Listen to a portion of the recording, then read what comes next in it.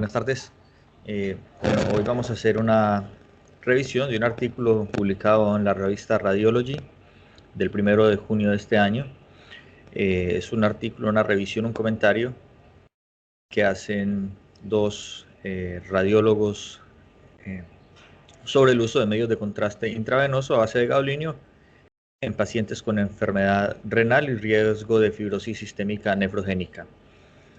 Este artículo se hace basados en el hecho de que existe un riesgo clínico de fibrosis nefrogénica reportado en la literatura, y ellos querían ahondar un poco más en cuál es realmente el riesgo y qué información hay disponible sobre este tema en la literatura. Bueno, entonces ellos parten a partir de la presentación de un caso de un paciente de 66 años con un cuadro clínico de pigmentación y engrosamiento de la piel de las extremidades inferiores que se desarrolló durante un periodo de 4 a 6 semanas. El paciente tuvo edema, prurito, ardor en las extremidades. Él es un paciente hipertenso, dislipidémico, con diabetes tipo 2, con una enfermedad renal crónica estadio 5 en hemodiálisis. Ha sido tratado por 4 años. Bueno, a este paciente lo empezaron a valorar, le hicieron exámenes de laboratorio que no aportaron datos nuevos relevantes. Su enfermedad renal estaba establecida, su diabetes controlada, su hipertensión estaba controlada. A este paciente, dado los hallazgos clínicos, y le realizaron una biopsia profunda de la piel, de las regiones afectadas en los miembros inferiores, y en análisis histopatológico de este paciente demostró que tenía un aumento difuso de la celularidad dérmica, y los hallazgos que le encontraron en este paciente eran compatibles con una fibrosis sistémica nefrogénica. Existe un riesgo, como ya les había dicho, un riesgo clínico de fibrosis sistémica nefrogénica secundario al uso de agentes de contraste basados en gadolinio, pero particularmente en aquellos del grupo 1 y en aquellos pacientes con enfermedad crónica avanzada, especialmente cuando se usan dosis altas. Esta fibrosis nefrogénica es muy escasa, muy baja o inexistente en aquellos pacientes en los cuales se usan contrastes a base de gadolinio, pero que pertenecen al grupo 2.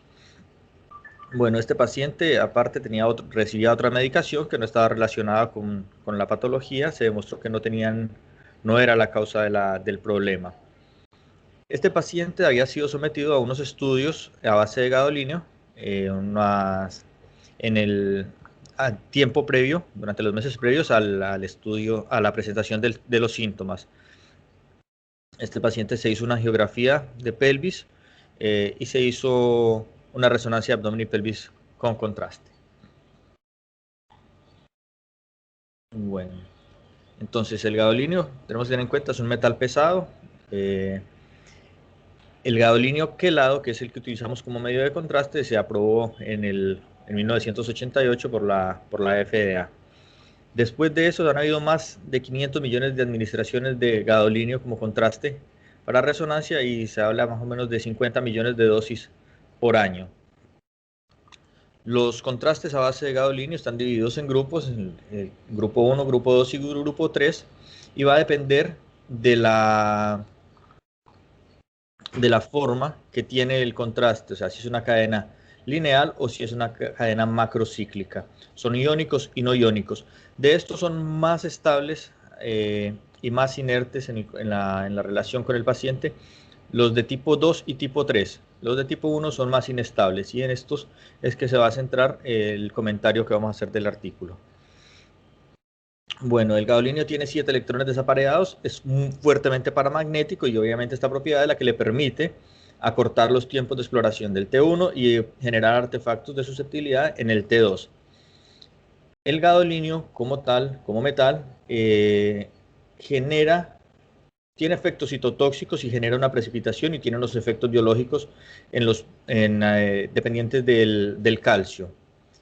Pero entonces, para disminuir la toxicidad del gadolinio y para evitar estas reacciones, lo que se hace es unir el gadolinio a otra sustancia, a un quelante, y esto es lo que logra generar que se excrete, se elimine sin generar efectos biológicos.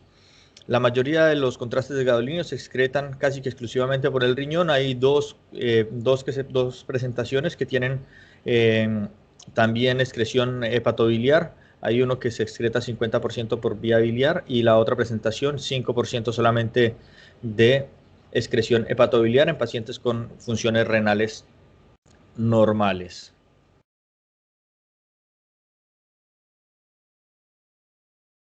Bueno, en cuanto a la fibrosis nefrogénica, es una enfermedad sistémica fibrótica que genera debilitamiento, afecta predominantemente la piel, el tejido celular subcutáneo, pero también puede afectar otros órganos, incluidos corazón, pulmones, esófago y el músculo esquelético. El diagnóstico de esta entidad se basa en criterios clínicos, en la biopsia. La biopsia es el diagnóstico sí o sí. El proceso fisiopatológico no está bien claro, pero al parecer está relacionado el hecho de que la función renal alterada hace que no se haga el aclaramiento o la excreción de este contraste a velocidad normal y el gadolinio pierde su quelante, o sea, queda en forma de gadolinio desquelado, y eso genera una inestabilidad en el complejo, y este gadolinio que perdió el quelante es el que se acumula y el que genera la fibrosis nefrogénica, que particularmente se puede presentar en la piel. Entonces, bueno, entonces lo que vemos acá es que lo que ellos encontraron en la literatura y lo que muestran en este comentario, en este artículo, es que la incidencia de fibrosis nefrogénica se ha demostrado principalmente en pacientes con enfermedad renal aguda estadio 5, con una tasa de filtración glomerular menor de 15, y en pacientes con enfermedad renal estadio 4, a quienes se le administra un contraste a base de gadolinio del grupo 1, cuando se utiliza a dosis elevadas acumulativas o dosis única, ¿sí? En pacientes con enfermedad renal avanzada, estadio 4 o 5, a los que se les administra contraste a base de gadolinio del grupo 1, el riesgo informado de fibrosis nefrogénica sistémica nefrogénica está entre el 1 y el 7%. Entonces, por eso en estos pacientes no se deben utilizar este tipo de contrastes. No se deben utilizar contrastes a base de gadolinio que pertenezcan al grupo 1. La mayoría de los pacientes que desarrollaron la fibrosis nefrogénica estaban sometidos a diálisis en el momento del diagnóstico, o sea, eran pacientes con enfermedad renal estadio 5 y recibieron contrastes del grupo 1. Aproximadamente al 12 del 20% de estos pacientes tenían una lesión renal aguda, pero tenían una enfermedad renal crónica de base. Solo el 3% de los casos de fibrosis nefrogénica sistémica ocurrieron en pacientes con enfermedad renal 4, y la mayoría de estos pacientes tenían una tasa de filtración glomerular cerca a 15 mililitros por minuto, o sea que estaban cerca de entrar en una enfermedad renal estadio 5. Dicen que ellos comentan aquí que sí hay reportados algunos casos en pacientes con enfermedad renal moderada o tasas de filtración glomerular entre 30 y 59%, pero ellos dicen que esos reportes realmente no son tan confiables. Y en pacientes con tasa de filtración glomerular mayor de 60 no hay reportados casos de fibrosis nefrogénica. No identificaron tampoco que haya una asociación entre la duración de la enfermedad renal y la incidencia de fibrosis nefrogénica sistémica. Bueno, entonces, en conclusión, en pacientes con enfermedad renal aguda, el riesgo de fibrosis nefrogénica se puede disminuir o mitigar utilizando agentes de contraste del grupo 2 o esperando a que la función renal se recupere cuando sea posible darle un tiempo de espera al paciente. No hay profilaxis conocida, salvo usar contrastes del grupo 2. La diálisis es eficaz para eliminar el gadolinio, pero no se ha demostrado que la diálisis post uso de contraste genere como sea preventiva.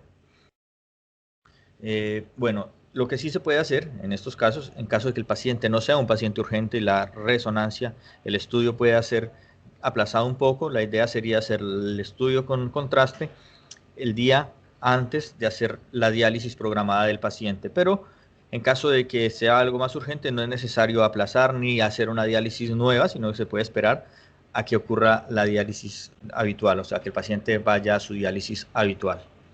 Entonces, bueno, lo que tenemos que tener en cuenta es que Tenemos que saber qué tipo de contrastes usamos nosotros, qué familia de contraste a base de gadolinio tenemos nosotros disponible en nuestro servicio para saber qué vamos a hacer con estos pacientes. Otra cosa que ellos explican acá es que en pacientes sin factores de riesgo, sin antecedentes de enfermedad renal crónica, no tendríamos por qué hacer estudios renales previo a un estudio de resonancia con contraste y mucho menos en aquellas instituciones donde se usan contrastes del grupo 2. Básicamente eso es lo que ellos comentan en este artículo.